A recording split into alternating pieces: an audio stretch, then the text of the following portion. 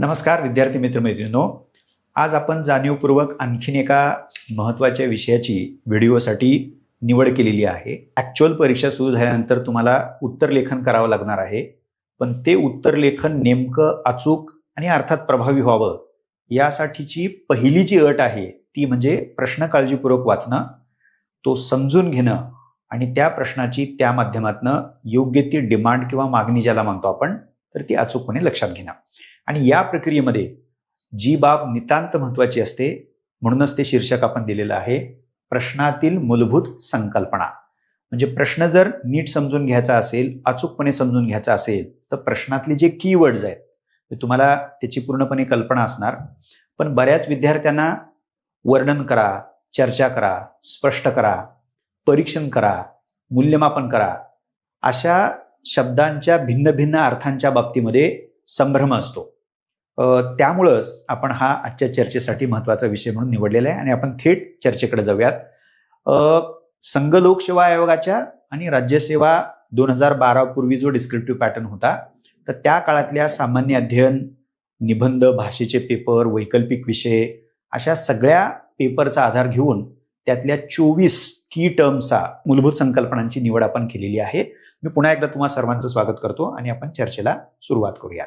हा जो पहिला आहे मी त्या बाबतीमध्ये एक बाब सॉर्ट ऑफ एक कोड ऑफ कंडक्ट म्हणून मी फॉलो करतो, जे खूपच स्पष्ट आहे, एक्सप्लिसिट आहे. ते मी अगदी थोडक्यामध्ये संक्षिप्तपणे त्याचं स्पष्टीकरण देतो आणि जिथं आवश्यक आहे तिथं आपण थोडंसं सविस्तरपणे बोलूया. प्रत्येक 24 पैकी प्रत्येक संकल्पनेचा इथं अर्थ स्पष्ट केलेला आहे आणि तो सोप्या पद्धतीनं मांडण्याचा प्रयत्न केलेला आहे एक. आणि तुम्हाला ते पटकन चटकन लक्षात यावं यासाठी काही प्रश्नांची उत्तरं देखील इथं घेतलेली आहेत. तुम्हाला प्रत्येक संकल्पनेचा अर्थ लक्षात यावा यासाठी सोप्या पद्धतीने अर्थ तर मांडलेलाच आहे, ओके, पण त्याच वेळेला ते कळावं, पटकन चटकन लक्षात यावं यासाठी नमुन्यादाखल निवडलेले आहेत. आपण सुरुवात करूया. अर्थ स्पष्ट करा. आता यात विचारल्या गेलेल्या म्हणजे विचार असू शकतो, कल्पना असू शकते किंवा मुद्दा असू शकतो, तर त्याचा तुम्हाला काय करायचं आहे, अचूक अर्थ सांगायचा आहे. जे महत्वाचं आहे त्यालाच मी मार्क करतो. कदाचित असे असू शकतं की कॉन्सेप्ट एक आहे, पण त्या कॉन्सेप्टचे म्हणजे विचार किंवा संकल्पना एक आहे, पण त्या संकल्पनेचे जर कदाचित अनेक अर्थ असतील, मी त्याला डबल अंडरलाईन करतो, आणि व्याख्या असतील तर त्याचा देखील आवर्जून उल्लेख अशा प्रकारच्या प्रश्नामध्ये तुम्ही करायला पाहिजे. म्हणजे एखाद्या गोष्टीचं जेणेकरून म्हणजे तुम्ही अशा प्रकारे जर अर्थ सांगितला, व्याख्या सांगितल्या तर त्यातनं तुम्हाला त्या संबंधित बाबीचं स्वरूप आणि आवाका व्यवस्थितपणे अधोरेखित करता येऊ शकतो. एक सोपा अत्यंत प्रश्न आपण सोयीसाठी निवडलेला आहे. सहकारी संघराज्याचा अर्थ सांगा. कोणताही प्रश्न तुम्ही इतिहासातला, भूगोलामधला, इथिक्समधला, तुमच्या वैकल्पिक विषयातला प्रश्न उदाहरण म्हणून त्याच्यासाठी घेऊ शकता. सो अशा रीतीनं तो विचार किंवा मुद्दा त्याचा अचूक अर्थ तुम्ही स्पष्ट करणं गरजेचं आहे. अनेक अर्थ असतील तर त्याचाही संदर्भ तुम्ही द्या आणि महत्वाचं म्हणजे ते अशा पद्धतीनं तुम्ही करा की त्यातनं त्या विचार किंवा संकल्पनेचा आवाका जो आहे, जे अर्थ तर कळेलच तर त्यातनं तो आवाका पण लक्षात घेता येऊ शकतो. दुसरं जे आहे वर्णन करा, डिस्क्राईब. हे फार अवघड नाहीये. म्हणजे मला असं वाटतं की उत्तर लिहित असताना डिस्क्राईब म्हणजे वर्णन करा असं असेल तर वर्णन करा याचा अर्थ अहवाल लिहा. तुम्ही जे पाहिले, तुम्ही जे वाचले तर ते तुम्हाला लिहायचं आहे, सादर करायचं आहे. सॉर्ट ऑफ रिपोर्टिंग तुम्हाला त्याच्यामध्ये करायचं आहे. जे प्रश्नात विचारलेल्या मुद्द्याची योग्य माहिती, म्हणजे ही जी माहिती आहे तर ती माहिती योग्य असली पाहिजे याची काळजी घ्या. पुन्हा रिपीट वाटेल असं भासू शकतं तुम्हाला, पण मुद्दाम ते लिहिलेलं आहे. उपलब्ध असलेली सर्व माहिती, म्हणजे अर्धवट माहिती त्याच्यामध्ये आपल्याला द्यायची नाही. अर्थात ही माहिती पुरवताना विद्यार्थ्यांनी हा एक महत्वाचा भाग आहे बघा, म्हणजे तुम्हाला जशी आठवेल किंवा मला जशी आठवेल तसं लिहायचं नाहीये. त्याच्यामध्ये प्राधान्यक्रम किंवा अग्रक्रम म्हणले, जे अत्यंत महत्वाचं आहे ते सुरुवातीला यायला पाहिजे. अशा रीतीनं तुम्ही उतरत्या क्रमानं महत्व जर म्हणालो आपण तर सगळ्यात महत्वाचं आधी यायला पाहिजे आणि कमी कमी महत्वाचे मुद्दे पुढच्या क्रमानं ते यायला पाहिजेत. एक उदाहरण आपण त्याच्यामध्ये घेतलेलं आहे. भारतातील विविधतेचे कोणतेही 4 घटक नमूद करा आणि राष्ट्रीय अस्मिता निर्माण करण्यातील त्यांच्या तुलनात्मक महत्वाचं वर्णन करा, म्हणजे डिस्क्राईब करा. अशा प्रकारचा तो प्रश्न आहे. चर्चा करा, डिस्कस. बऱ्याच वेळेला हा कीवर्ड प्रश्नामध्ये वापरलेला असतो, चर्चा करा.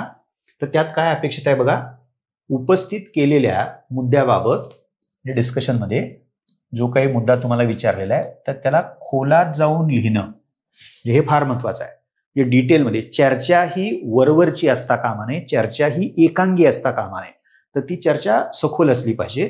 आणि म्हणून मग त्या मुद्द्याशी संबंधित हे जे विविध बाजू किंवा भूमिका असतील तर त्या तुमच्या उत्तरामध्ये आल्या पाहिजेत. विचारलेल्या मुद्द्याचं जेणेकरून महत्व काय, वैशिष्ट्य काय, तर ती अधोरेखित करणं गरजेचं आहे. आणि एक उदाहरण घेतले आपण, भारत सरकार कायदा 1935 मध्ये संघराज्यीय राज्यघटनेची तरतूद केली होती का, चर्चा करा. किंवा दुसरा घेतलाय, बाल संगोपनामध्ये आता मोबाईल फोननी जागा घेतलेली आहे. ओके, एक शब्दप्रयोग इथं राहिलेला आहे चुकून. त्याच्या बालकांच्या सामाजिकीकरणावरील परिणामांची चर्चा करा. म्हणजे लहान बालक असेल तर त्याच्या हातामध्ये मोबाईल दिला जातो, सो त्या अर्थानं बाल संगोपनाच्या प्रक्रियेमध्ये मोबाईल आलेला आहे. तर सोशलायझेशनवरती काय त्याचा परिणाम होतो अशा प्रकारचा प्रश्न आहे, पण तिथे चर्चा करा असा कीवर्ड त्याच्यामध्ये वापरलेला आहे. एलॅबरेट असा इंग्रजीमधला शब्द आहे. विस्तारपूर्वक आणि तपशीलवारपणे म्हणजे त्याची मांडणी करा. म्हणजे तपशील तुम्हाला मांडायचा आहे, पण तो तपशील विस्तारानं मांडायचा आहे, डिटेलमध्ये तुम्हाला लिहायचा आहे. उपस्थित केलेल्या मुद्द्याची अर्थात सखोल आणि योग्य स्वरूपातील माहिती. उत्तरात दाखल दिलेल्या माहितीचे जर अनेक पदर असतील, त्याला मुद्दाम आपण बॉक्स करूयात, किंवा डायमेन्शन्स, अंग किंवा पैलू म्हणतो आपण त्याला, तर ते उलगडून दाखवणं तुम्ही अपेक्षित आहे, ज्या योगे तुमची भूमिका नकळतपणे पुढे येईल हे लक्षात घ्यायला पाहिजे. आणि उदाहरण दिले बघा, गांधींच्या कालखंडात किंवा गांधी कालखंडात अनेकविध विचार प्रवाहांनी राष्ट्रीय चळवळीला मजबूती दिली किंवा दृढता प्रदान केली आणि समृद्ध बनवलं. विस्तारानं मांडा. म्हणजे हे जे विधान आहे गांधी कालखंडातील वेगवेगळ्या प्रवाहांनी त्याला मजबूत केलेलं आहे, तर ते विस्तारानं तुम्हाला मांडायचं आहे. ते प्रवाह कुठले होते, त्याच्यामध्ये कोणती व्यक्तिमत्व होती, संघटना होत्या, त्यांचे विचार काय होते, म्हणजे सविस्तरपणे तुम्हाला. म्हणून मग विस्तारपूर्वक आणि तपशिलाने मांडा अशा प्रकारचा विचार तुम्हाला करावा लागेल. 5वं थोडंसं त्याच्या जवळ जाणार आहे, विशद करा. एल्युसिडेट किंवा त्याचा उलगडा करा. आता यात तुम्हाला उत्तर लिहित असताना तुमची मांडणी डेफिनेटली सुलभ असली पाहिजे. त्यालाच आपण पुढं मुद्दा म्हणून रिपीट जरी वाटलं तरी सोप्या पद्धतीने तुम्ही तो मांडा. आता अर्थात ते करत असताना त्यातले जे महत्वाचे मुद्दे आहेत, जे इम्पॉर्टंट पॉइंट्स त्यातले, त्या विषयातले, त्या घटनेतले, त्या मुद्द्यातले, तर ते महत्वाचे मुद्दे ते अधोरेखित करणं गरजेचं आहे. आणि त्या मुद्द्याचं स्पष्टीकरण त्याच्यामध्ये देणं गरजेचं आहे, कारण उलगडा करा असं म्हटलंय. त्यामुळे एखादा मुद्दा असेल किंवा अनेक मुद्दे असतील, मुद्दा एखादा असेल तर तुम्हाला खोलात जाऊन लिहावं लागेल, त्याचा उलगडा त्याला उकलून तुम्हाला दाखवावं लागेल, म्हणजे स्पष्टीकरण तुम्हाला करावं लागेल. विचारलेल्या मुद्द्यावर भर देऊन, आता हे बघा, काय आणि कसे संबंधित प्रश्नांची उत्तरं लिहिणं त्याच्यामध्ये अपेक्षित आहे. म्हणजे काय आहे आणि ते तसं का आहे, म्हणजे स्पष्टीकरण हा महत्वाचा भाग त्याच्यामध्ये. कॅबिनेट व्यवस्थेच्या विकासामुळं संसदीय सर्वोच्चतेचं सीमांतीकरण घडून आलं आहे का, विशद करा. म्हणजे अशा प्रकारचा प्रश्न त्यासाठी उत्तर नमुना म्हणून घेतलेला आहे. प्रकाश टाका, हायलाइट, म्हणजे हाही बऱ्याच वेळेला प्रश्न विचारला जातो. इथं तुम्हाला महत्वाच्या ठराविक मुद्द्यावरती भर द्यायचा आहे, जेणेकरून तुम्ही परीक्षकाचं त्याच्याकडे लक्ष वेधताय. उत्तरामधील मुद्दे, आता इथं पुन्हा तोही महत्वाचा मुद्दा आहे की तुम्ही जे लिहिताय त्याच्यामध्ये अनेक मुद्दे असू शकतात, पण त्याचा प्राधान्यक्रम म्हणजे महत्वाचे मुद्दे हे आधी यायला पाहिजेत. अशा पद्धतीने तुमच्या उत्तराची रचना असली पाहिजे. आणि 2 एक उदाहरणं घेतलं. गांधार कलेतील मध्य आशियाई ग्रेको बॅक्टेरियन घटकावरती प्रकाशझोत टाका. किंवा अलीकडील काही वर्षात सहकारी संघराज्याच्या संकल्पनेवर जोर दिला जात आहे. विद्यमान संरचनेतील किंवा व्यवस्थेतील कमतरता आणि त्या सहकारी संघराज्यवाद कोणत्या मर्यादेपर्यंत उत्तर देईल किंवा उपाय ठरेल यावर तुम्ही प्रकाश टाका, म्हणजे हायलाइट करा. अर्थात सहकारी संघराज्याच्या बाबतीमध्ये प्रश्न विचारलेला आहे, पण ती सहकारी संघराज्याची संकल्पना आजच्या वर्तमान व्यवस्थेतल्या मर्यादांवरती कितपत मात करू शकेल याच्यावरती प्रकाशझोत टाका. म्हणजे काहीतरी नेमकेपणाने त्याच्यामध्ये विचारलेलं आहे, तेच तुम्हाला उलगडून दाखवायचं आहे. सो प्रकाश टाका. 7वा तुलना करा, कम्पेअर करा. हा तसं बघायला गेलं तर फार काही क्लिष्ट गुंतागुंतीचा वाटणारा कीवर्ड नाहीये. त्यात आपल्याला काय करायचं आहे की ज्या 2 गोष्टींची तुलना तुम्हाला विचारलेली आहे, तर ती तुलना करतोच कशासाठी, तर त्याच्यातली साम्यस्थळं कुठली आहेत एका बाजूला आणि दुसऱ्या बाजूला फरक कुठला आहे. ओके, तुलनेमध्ये तुम्हाला दोन्ही करायचे आहेत, जेणेकरून संबंधित मुद्दा स्पष्टपणे पुढे येईल. औद्योगिक क्रांती प्रथमतः इंग्लंडमध्येच का झाली? आता हे अनेक प्रश्नांनी बनलेला हा प्रश्न आहे. औद्योगिकरणाच्या काळात तेथील लोकांचं जीवनमान कसं होतं याची चर्चा करा आणि सद्यस्थितीत भारतात असलेल्या स्थितीशी, म्हणजे भारतामध्ये देखील झपाट्यानं शहरीकरण होत आहे, तर तिथं जे काही घडतं आहे, म्हणजे लोकांचं जीवनमान बदलतंय भारतातल्या देखील औद्योगिकरणाच्या प्रक्रियेमुळे, तर तुलना कशा प्रकारे करता येईल. भारत एक धर्मनिरपेक्ष राज्य, दुसरा प्रश्न आहे, याची चर्चा करा आणि अमेरिकी राज्यघटनेच्या धर्मनिरपेक्ष तत्वाशी तुलना करा. आणि जेव्हा आपण कम्पेअर करतो त्यामुळे तुम्हाला सारखेपणा, साम्य काय दिसतं आणि त्याच्यामध्ये भेद किंवा फरक काय दिसतात, अशा दोन्ही बाबी तुम्हाला स्पष्ट कराव्या लागतील. आठवा, आता त्यातलाच एक भाग घेतलेला आहे, म्हणजे कम्पॅरिझनमध्ये दोन्ही गोष्टी येतात, साम्य पण आहे आणि भेद पण आहे. पण इथं तुम्हाला असाही प्रश्न स्पष्टपणे विचारला जाऊ शकतो, भेद स्पष्ट करा, फरक सांगा. म्हणजे इथं उत्तराची सीमा ही मर्यादित होते, म्हणजे स्कोप मर्यादित होतो, कारण तुम्हाला तुलना करायची जरूर आहे, पण ती तुलना साम्य सांगा या अंगाने विचारलेली नाहीये, थेटपणे म्हटलेले की भेद किंवा फरक सांगा. संसदीय सार्वभौमत्वाविषयक ब्रिटिश आणि भारतीय दृष्टिकोनांची तुलना करा आणि भेद सांगा. आता मी जाणीवपूर्वक प्रश्न असा निवडलाय की त्याच्यामध्ये तुलना करा असं म्हटलेलंच आहे, पण त्यातला भेद सांगा. त्यामुळे तुलना करताना तुमचा फोकस हा स्पष्टपणे विचारलेल्यामुळं, म्हणजे फरक काय त्याच्यामधला तो तुम्हाला सांगायला लागेल. पुढे आपण जाऊयात. हा तसा खूप सोपा, चटकन पटकन वाचल्या लक्षात येणार आहे. फीचर्स, सेलियंट फीचर्स, म्हणजे महत्वाची, अंगभूत, अत्यंत मूलभूत अशा प्रकारची फीचर्स कुठल्याही बाबतीतली विचारली जाऊ शकतात. सो मुद्द्याची महत्वपूर्ण वैशिष्ट्ये सांगणं अपेक्षित आहे. आणि इथं देखील जे महत्वपूर्ण वैशिष्ट्ये आहेत आणि त्याचा पुन्हा त्या वैशिष्ट्यांचा महत्वानुसार अग्रक्रम किंवा त्याला प्राधान्यक्रम, म्हणजे प्रेफरन्स जो आहे, सो आधी जे महत्वाचं आहे ते सुरुवातीला यायला पाहिजे. जलसंवर्धन आणि जलसुरक्षेसाठी भारत सरकारतर्फे सुरू केलेल्या जलशक्ती अभियानाची ठळक वैशिष्ट्य कोणती आहेत? बऱ्याचदा ठळक वैशिष्ट्य, मुख्य वैशिष्ट्य असंही शब्दप्रयोग त्याच्यामध्ये वापरले गेलेले आहेत. 10वा आणि 11वा थोडंसं त्याच्यामध्ये साम्य दिसेल, पण 10वा मुद्दा म्हणून वेगळा काढलेला आहे. महत्व सांगा, सिग्निफिकन्स किंवा इम्पॉर्टन्स असा इंग्रजीमध्ये शब्दप्रयोग वापरला जाऊ शकतो. मुद्द्याचं महत्व तुम्हाला पटवून द्यायचं आहे. अशा उत्तरांमध्ये एखादा मुद्दा का आणि कशा प्रकारे, म्हणजे हे पैलू फार महत्वाचे आहेत. म्हणजे का आणि कशा प्रकारे महत्वाचं आहे हे तुम्हाला पटवून द्यायचं आहे. एक अत्यंत महत्वाचा खटला, त्या खटल्याचा निकाल 2007 मध्ये सर्वोच्च न्यायालयाने दिला, तो कोयलो खटला. तर त्या कोयलो खटल्याचा निवाडा काय आहे या संदर्भात तुम्ही असे म्हणू शकाल का की राज्यघटनेच्या मूलभूत वैशिष्ट्यांपैकी न्यायिक पुनर्विलोकन फार महत्वाचं तत्व आहे. म्हणजे सो त्याचं महत्व काय, म्हणजे पुनर्विलोकन फार महत्वाचं आहे. सो महत्व हा मुद्दा त्यातला, म्हणजे त्या अर्थात न्यायिक पुनर्विलोकनाचं महत्व सांगताना त्या खटल्यामध्ये जे काही म्हटलं आहे तर त्याचा आधार घेऊन तुम्हाला ते महत्व अधोरेखित करायचं आहे. सो तिथं काहीतरी एक विशिष्ट अशा प्रकारचा संदर्भ आहे. पण खाली जर तुम्ही बघितला तर यथार्थता, समर्पकता आणि मुद्दा म्हणून त्याला सोपं केलंय आजच्या काळातील महत्व, रेलेव्हन्स असं म्हटलंय. सो साधारणतः हे प्रश्न असे असतात की आधीच्या काळामध्ये कुणीतरी काहीतरी म्हटलेलं आहे, व्यक्ती असेल, नेता असेल, विचारवंत असतील, अभ्यासक असतील, आणि मग त्यांनी त्या काळामध्ये म्हणलेल्या एखाद्या विचाराचा रिलेव्हन्स, महत्व, यथार्थता आजच्या काळामध्ये, वर्तमान काळामध्ये तुम्हाला अशा प्रकारचा हा प्रश्न असतो, म्हणून त्याला वेगळा काढलेला आहे.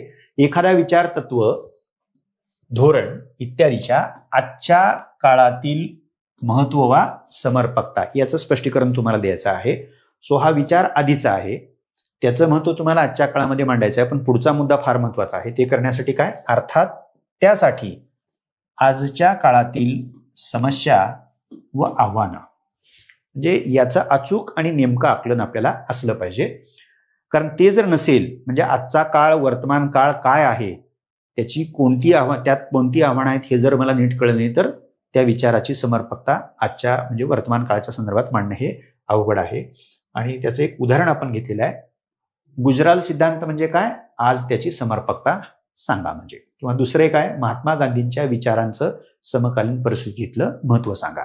सो गुजराल डॉक्ट्रिन आधीचा आहे, 90च्या दशकामधला आहे. आणि गांधींचे विचार तर, जे गांधींचा मृत्यू 1948 त्यापूर्वी गांधींनी ते विचार मांडलेले आहेत. सो तो काळ वेगळा होता आणि आज म्हणजे साधारणतः UPSC मधला प्रश्न 2018 साली विचारला होता. नंतरच्या काळामधलं ते महत्व विचारलेलं आहे. आपण पुढे जाऊयात. गोषवारा किंवा सारांश म्हणजे समराईज करा. यात तुम्हाला काय करायचं आहे, ज्या कुठल्या विषयाचा गोषवारा तुम्हाला विचारलेला आहे त्यातले प्रमुख मुद्दे म्हणजे सारांश तुम्हाला असा लिहायचा आहे की त्याच्यामध्ये महत्वाचे मुद्दे जे आहेत त्या विषयाच्या बाबतीतले ते प्रमुख मुद्दे नेमकेपणानं कशीही मांडायचे नाहीत, अत्यंत शार्पली नेमकेपणानं ते मांडायचे आहेत. बारीक सारीक तपशील आणि उदाहरणं ही तुम्हाला समाविष्ट करायची नाहीत. काय करायचे आहेत, वगळायचे आहेत. म्हणजे ते तुम्ही देणं अपेक्षित नाहीये. तर केवळ काय, पुन्हा एकदा ते रिपीट होतं, महत्वाच्या घटकावर लक्ष केंद्रित करायचं आहे. मुख्य मुद्दे माहिती पुरवून अत्यंत नेटकं उत्तर तुम्हाला तयार करायचं आहे. आणि एक दिले, समान नागरी कायद्यासंबंधी सध्या सुरू असलेल्या चर्चांचा गोषवारा करा. म्हणजे पाठिंबा देणारे काय म्हणतात, विरोध करणारे काय म्हणतात, त्याच्यामध्ये पण काही उपप्रवाह आहेत का, त्यातल्या नेमकेपणानं तुम्हाला त्या भूमिका लिहायच्या आहेत. ऐतिहासिक आढावा, वाटचाल किंवा विकास त्या बाबतीतला, trace the development of. Okay, अशा प्रकारचे प्रश्नही विचारले जातात. तर इथं संबंधित विषय घटक विषयाच्या म्हणजे जो काय असेल, म्हणजे विषय असेल, घटक असेल, तर त्याच्या विकासाचे विविध टप्पे जे आहेत तर ते टप्पे तुम्हाला उलगडून दाखवायचे आहेत आणि मेजर ट्रेंड्स त्यातले जे आहेत. अर्थात हे टप्पे मांडताना त्यामागची सामाजिक, राजकीय आणि ऐतिहासिक पार्श्वभूमी लक्षात घेणं हे अत्यंत गरजेचं आहे. म्हणजे समजा 4 टप्पे असतील कशाची तरी आणि तुम्ही पहिला टप्पा, दुसरा टप्पा, तिसरा टप्पा, प्रत्येक टप्पा देत असताना त्या टप्प्याचं महत्व काय म्हणजे गाभा काय ते तुम्ही सांगालच. म्हणजे पण तो टप्पा आला का म्हणजे त्याची पार्श्वभूमी देखील तुम्ही देणं. म्हणजे मग दुसरा टप्पा येतो, तो दुसरा टप्पा काय येतो, तिसरा येतो, तो काय येतो, तर त्याची कारणमीमांसा पार्श्वभूमीच्या माध्यमातून सांगायला पाहिजे.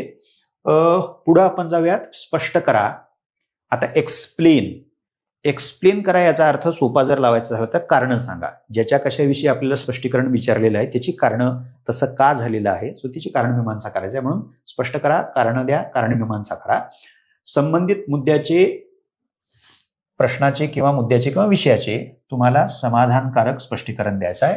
याचा अर्थ संबंधित मुद्द्याच्या निर्मितीमागची कारणं किंवा त्याला कारणीभूत ठरलेल्या परिस्थितीबाबत किंवा घटकाबाबत तुम्हाला स्पष्टीकरण आहे का तसं झालेलं आहे. म्हणजे आता उदाहरण आपण घेतले, यात अत्यंत सोपं सोयीसाठी आपण एक प्रश्न बनवला की भारतानं लोकशाही शासन व्यवस्था का स्वीकारली, भारतानं संघराज्याची व्यवस्था का स्वीकारली, भारतानं अशी संघराज्याची व्यवस्था का स्वीकारली ज्या संघराज्यामध्ये आपलं जे युनियन गव्हर्नमेंट आहे तर ते प्रबळ आहे. सो असे तुम्हाला नमुन्यादाखल प्रश्न विचारात घेता येऊ शकतात.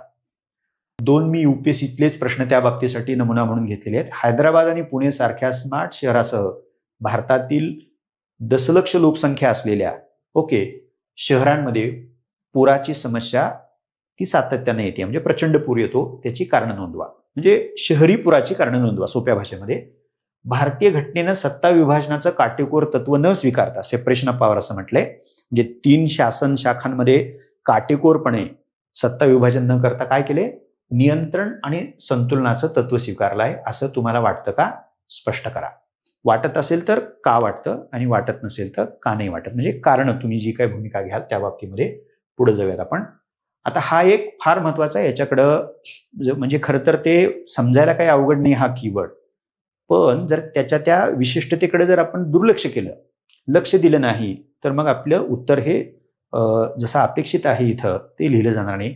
सो इलस्ट्रेट करा, सोदाहरण स्पष्ट करा. म्हणजे खरं तर मराठीमध्ये ते खूपच क्लिअर आहे, सोदाहरण.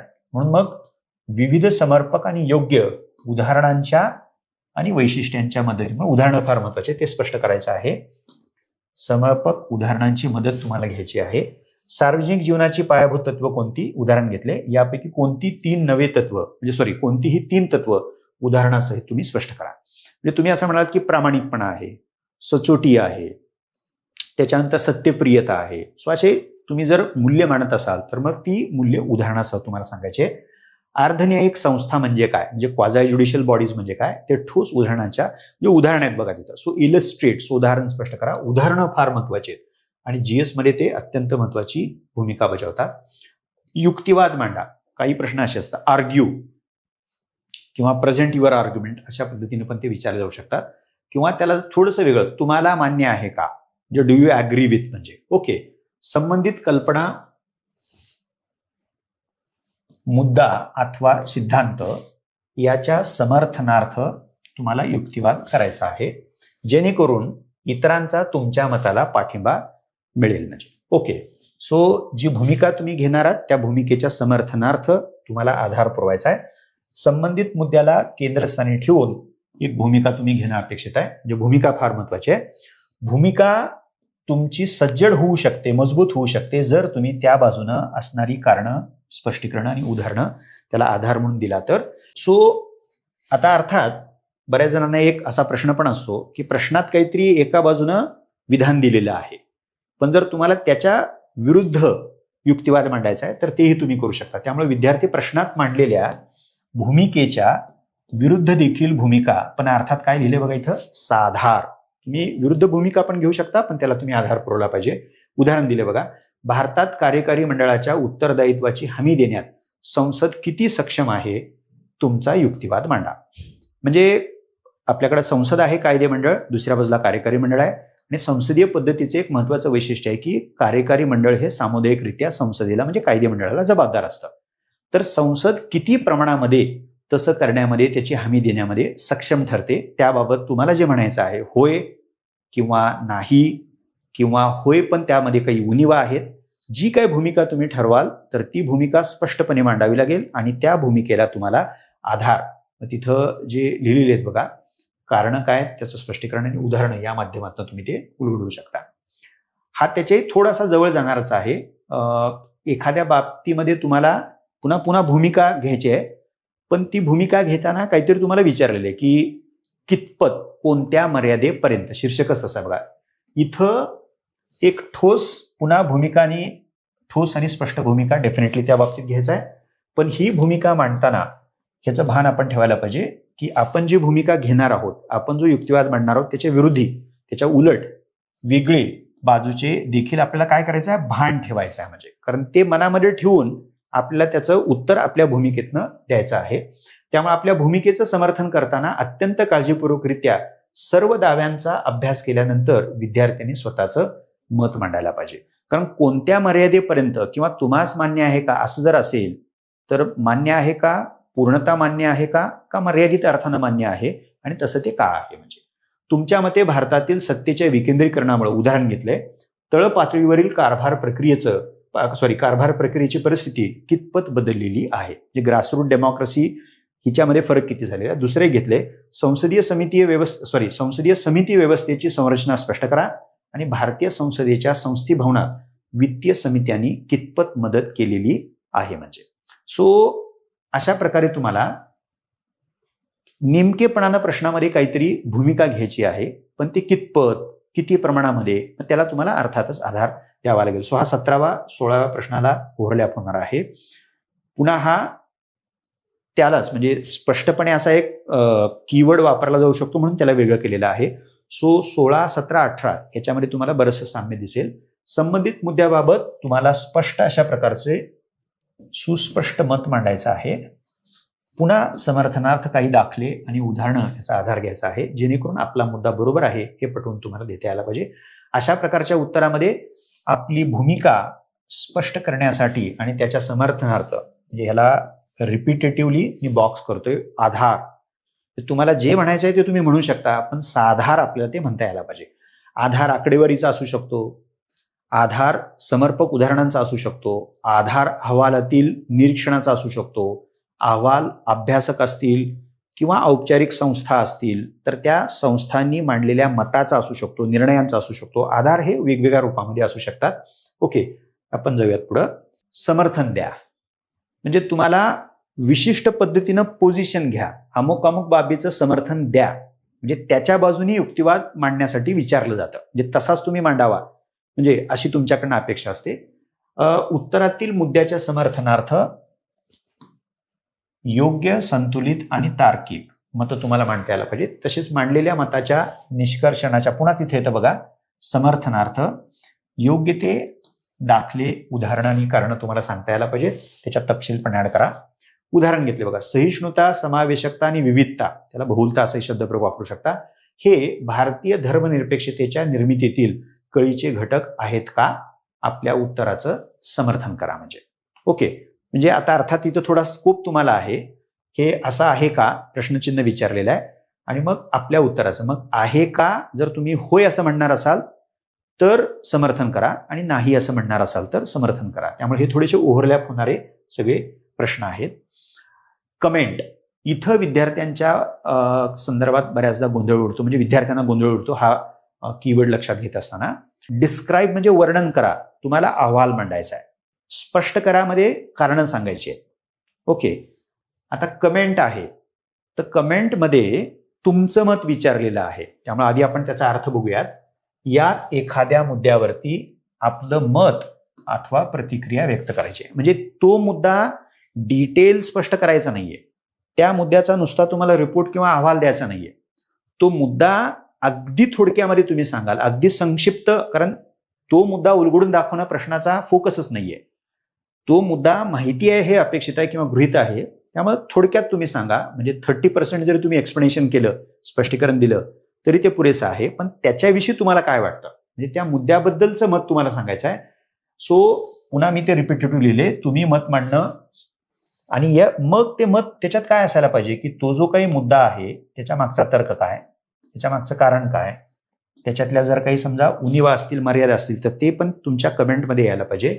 आणि अर्थात महत्व, समर्पकता, योगदान, म्हणजे तुम्हाला हे लक्षात येतील की त्याच्या मागची तार्किकता काय, कारण काय, महत्व काय आणि मर्यादा काय आणि महत्व काय. सो कमेंटमध्ये हे 4 पैलू तुम्ही जनरली विद्यार्थी कमेंट असं म्हणलं की जवळपास 60 ते 70% उत्तर त्या मुद्द्याचं स्पष्टीकरण देण्यामध्ये व्यतीत करतात. ते बिलकुल तसं करणं हे अपेक्षित नाहीये. एक उदाहरण घेतले बघा, थेट लाभ हस्तांतरण योजनेद्वारा शासकीय वितरण व्यवस्थेमध्ये सुधारणा करणं हे प्रागतिक पाऊल आहे, तथापि त्याला अनेक मर्यादा देखील आहेत. कमेंट करा म्हणजे. सो इथं मर्यादाबद्दल तुम्ही बोलायला पाहिजे मुख्यत्वे, आणि त्या मर्यादा कोणत्या आहेत, का त्या मर्यादा आहेत, म्हणजे त्याची कारणमीमांसा, कशामुळे त्याला मर्यादा म्हटलेली आहे, त्याचा काही आधार आहे का, अशा पद्धतीनं तुम्हाला त्याच्यावरती कमेंट करायची आहे. दुसरे एक उदाहरण घेतले, भारतातील राष्ट्रीय राजकीय पक्ष केंद्रीकरणास म्हणजे सेंट्रलायझेशन, तर प्रादेशिक पक्ष राज्याच्या स्वायत्ततेस पसंती देतात, म्हणजे प्रेफरन्सेस दोन्ही पक्षांची वेगळे आहेत, त्याच्यावरती कमेंट करा असं म्हटलंय. म्हणजे खरंच तसं आहे का, एक कशाच्या आधारे आपण असं म्हणतोय, दुसरं, तिसरं मग ते का तसं आहे. आता राष्ट्रीय पक्ष जे आहेत आणि प्रादेशिक पक्ष ह्याच्यामध्ये भिन्नत्वच आपल्याला माहिती आहे. म्हणजे सो प्रादेशिक पक्ष हे कुठल्या तरी विशिष्ट प्रदेशापुरते मर्यादित असतात, सीमित असतात, त्यामुळं आपल्या संघराज्याच्या चौकटीमध्ये त्यांना राज्यांना जास्त स्वायत्तता असावी असं वाटणं हे स्वाभाविकच आहे. म्हणजे पुढे जाऊयात आपण. अनालाइज, विश्लेषण करा. तर काय त्याचा अर्थ आहे बघा, एखादा विषय वा मुद्दा तुम्हाला कसा करायचा आहे, पद्धतशीरपणे उलगडून दाखवायचा आहे, अनफोल्ड करायचा. बघूयात त्याच्यामध्ये काय करायचं आहे. त्या विषयाच्या मूळ गाभ्यातील विविध घटकांचं, त्याला अजून एक शब्द वापरलाय, भागांचं सुसंगत असं काय करायचंय, विभागीकरण किंवा वर्गीकरण करायचं आहे. आणि त्या भागांमधला तुम्हाला आंतरसंबंध, रिलेशनशिप काय आहे. सो अनेक घटक असतील, अनेक पैलू असतील, अनेक भाग असतील, ओके, एकाच अर्थ नाही. सो विविध घटक म्हटले आपण किंवा भाग आहेत, त्याचं तुम्हाला क्लासिफिकेशन करायचं आहे, वर्गीकरण करायचं आहे आणि त्यात काय आंतरसंबंध आहे आणि पुढे ते लिहिलेलं आहे बघा. हा आंतरसंबंध तुम्हाला या रूपामध्ये स्पष्ट करायचा आहे. सो त्यात समजा जर 10 भाग असतील तर त्यातली कारणं कुठली आहेत आणि कुठले परिणाम आहेत. सो कारण परिणाम संबंध प्रस्थापित करणं हे विश्लेषणाचं वैशिष्ट्य आहे. भारत आणि अमेरिकेच्या संविधानातील समता संकल्पनेच्या भिन्न वैशिष्ट्यांचं विश्लेषण करा असं म्हटलंय. म्हणजे अमेरिकेमध्ये समतेचा अर्थ काय, भारतामध्ये काय आहे, तो सांगून तो का तसा आहे, तिकडं वेगळा आहे, आपल्याकडे वेगळा आहे, तो कुठल्या अर्थानं वेगळा आहे, म्हणजे त्याचं तुम्हाला अनालिसिस करायचं आहे. सो अनालिसिसमध्ये डायसेक्शन असतं किंवा डिसेक्शन म्हणतो आपण त्याला. म्हणजे फारच थोडासा रफ वाटेल, चिरफाड आहे त्याच्यामध्ये, म्हणजे उलगडणं आहे, अनपॅकिंग आहे. पण ते अनपॅक करत असताना त्यातले अंतर्भूत पोटातले जे घटक आहेत, ज्याला आपण इथं घटक आणि भाग असं म्हटलंय, त्याचं अत्यंत पद्धतशीरपणे, नाहीतर अदरवाईज जर असं झालं की त्यातले काही घटक परिणाम स्वरूप आहेत पण आपण त्याला कारण मांडलं, आणि उलटं जे घटक कारणीभूत घटक आहेत त्याला आपण परिणामांमध्ये समाविष्ट केलं तर गोंधळ उडू शकतो. म्हणजे आपलं अनालिसिस हे चुकीचं आहे असा त्याचा अर्थ होऊ शकतो. म्हणून त्याची खबरदारी आपण घ्यायला पाहिजे. परीक्षण करा, एक्झामिन करा. आता ही एक वारंवार विचारला जाणारा कीवर्ड आहे. संबंधित मुद्द्याची परीक्षण करणं म्हणजे काय, तपासणी करणं आहे. आता एक तपासणीमध्ये काय केलं जातं, तर तो मुद्दा काय आहे, म्हणजे व्हॉट इज काय आहे. दुसरं गृहीत धरायचं नाही आपल्याला, खरंच तसा आहे का, खरंच तसा आहे का अथवा नाही. सो ते करताना त्या बाबीच्या विविध बाजू किंवा आयाम याची मांडणी तुम्हाला करावी लागेल. थोडक्यात मुद्द्याचं शेवटी काय करायचं आहे, योग्य स्वरूप तुम्हाला त्याच्यामध्ये मांडायचं आहे. विविध समित्यांनी उदाहरण घेतले, सुचवलेल्या निवडणूक सुधारणांसंबंधी गरजेचं एक राष्ट्र एक निवडणूक या विशिष्ट तत्वाच्या अनुषंगानं परीक्षण करा. हा शब्द डोक्यात आपण.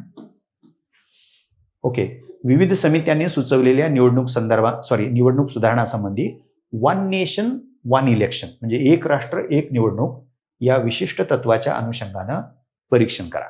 म्हणजे वेगवेगळ्या समित्यांनी अनेक निवडणूक सुधारणा सुचवलेल्या आहेत, पण त्यातली एक जी अलीकडच्या काळामध्ये जिची जोरदार चर्चा केली जाते तर ती म्हणजे वन नेशन वन इलेक्शन.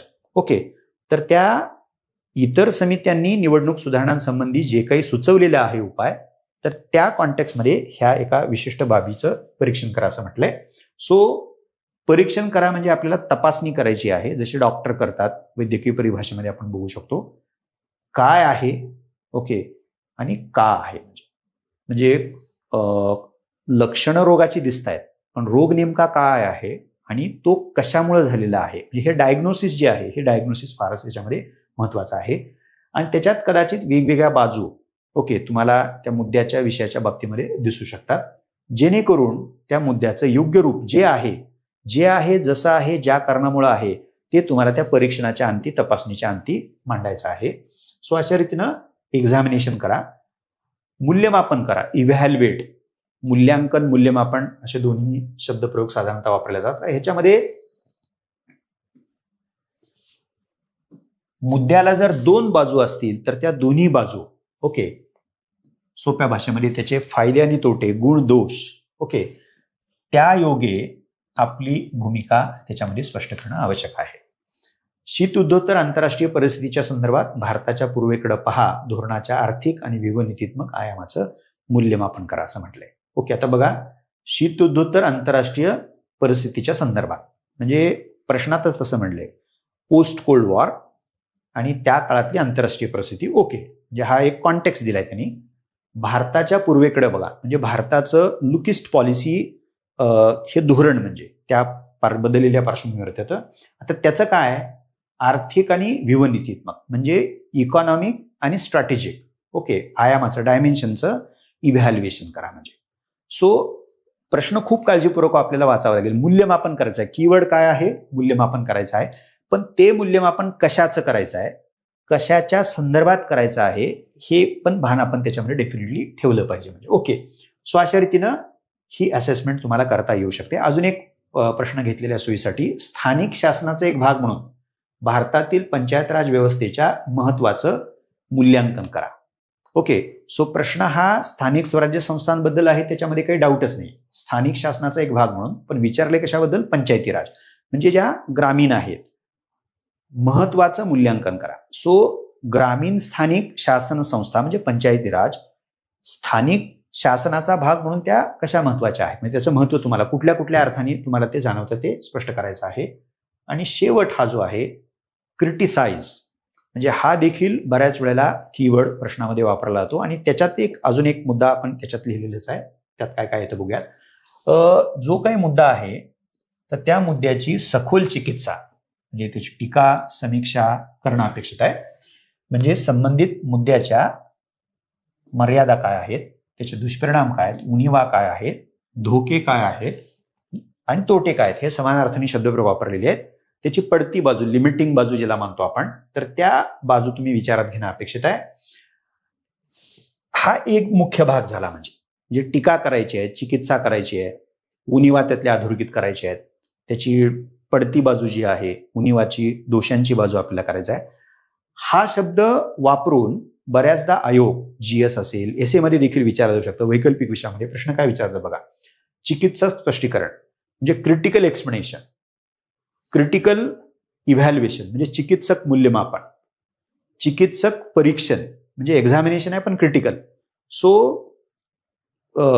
एक्सप्लेनेशनच्या आधी तो शब्द येऊ शकतो. म्हणजे स्पष्टीकरण चिकित्सक द्या, मूल्यमापन चिकित्सक द्या, परीक्षण चिकित्सक, चर्चा चिकित्सक. म्हणजे तुम्हाला स्पष्टीकरण, मूल्यमापन, परीक्षण, चर्चा करत असताना एक आचारसंहिता सांगितलेली आहे, त्याला मी गोल करतो. म्हणजे स्पष्टीकरण चिकित्सक करायचं आहे. म्हणजे त्यातले जे कच्चे दुवे आहेत, त्यातल्या ज्या उणिवा आहेत, तर त्या उणिवाच्या स्पेशल म्हणजे खास विशेष अशा डायमेन्शनला समोर ठेवूनच तुम्हाला काय करायचं आहे, स्पष्टीकरण, मूल्यमापन किंवा परीक्षण किंवा चर्चा जो काही विचारलेला आहे. ओके, अशा स्वरूपाच्या प्रश्नांचं उत्तर लिहिताना संबंधित मुद्द्याचे तोटे आणि उणिवा यावरती भर देणं अपेक्षित आहे. आता उदाहरण घेतले, भारतातील उच्चस्तरीय न्यायव्यवस्थेतील न्यायाधीशांच्या नियुक्ती संदर्भात राष्ट्रीय न्यायिक नियुक्ती आयोग कायदा 2014 संबंधी सर्वोच्च न्यायालयाच्या निकालाचे चिकित्सक परीक्षण करा. म्हणजे सध्या कॉलेजियम सिस्टीम आहे, तर त्या कॉलेजियम सिस्टीमच्या ऐवजी ही जी NJSC, ज्याला राष्ट्रीय न्यायिक नियुक्ती आयोग, ही पद्धत आणली 14 मध्ये, तो कायदा केला गेला, त्याला सर्वोच्च न्यायालयामध्ये आव्हान दिलं गेलं आणि सर्वोच्च न्यायालयानं त्या पद्धतीला, या नव्या पद्धतीला अवैध ठरवलं. आणि अवैध ठरवताना असं सांगितलं की ते घटनेच्या मौलिक संरचनेच्या विरुद्ध जाताना त्याला विसंगत आहे. सो तो जो काही न्यायालयाने निकाल दिलेला आहे, तर त्या निकालाचं चिकित्सक परीक्षण तुम्हाला करायचं आहे. म्हणजे ओके, सो अशा रीतीनं विद्यार्थी मित्रमैत्रिणींनो, जवळपास 24, खरं तर त्याची संख्या जास्त होते, तर अशा 24 कीवर्डची थोडक्यामध्ये आपण चर्चा केलेली आहे. त्याची काही समर्पक प्रश्न नमुना दाखल उदाहरणं म्हणून पण आपण घेतलेली आहेत. सो या प्रत्येक शब्दाचा, कीवर्ड ज्याला म्हटलेला आहे, अर्थ व्यवस्थितपणे जर तुम्ही लक्षात घेतला तर तुम्हाला ते कीवर्ड्स असणारे जे प्रश्न आहेत ते प्रश्न नीट समजून घेता येतील. आणि महत्वाचं म्हणजे तुमच्या उत्तराला प्रश्नात जे अपेक्षित आहे त्या पद्धतीनं दिशा देता येऊ शकते. आणि अंतिमतः तुमचं उत्तर हे प्रभावी ठरू शकतं, नेमके ठरू शकतं, योग्य दिशेने जाणारं ठरू शकतं आणि तुम्हाला जास्तीत जास्त गुणांची कमाई त्या अर्थाने करता येऊ शकते. सो शेवट करताना मी एवढंच म्हणेन की या परीक्षेची तयारी जितकी महत्वाची आहे, त्यातलं रिव्हिजन जितकं महत्वाचं आहे, तितकंच ज्याची उत्तरं अंतिमतः तुम्हाला लिहायची आहेत ते प्रश्न समजून घेणं नितांत गरजेचं आहे. आणि प्रश्न समजून घेण्याच्या प्रक्रियेमध्ये प्रश्नातले हे जे काही कीवर्ड्स आहेत ते कीवर्ड्स अचूकपणे समजून घेणं हे गरजेचं आहे. धन्यवाद.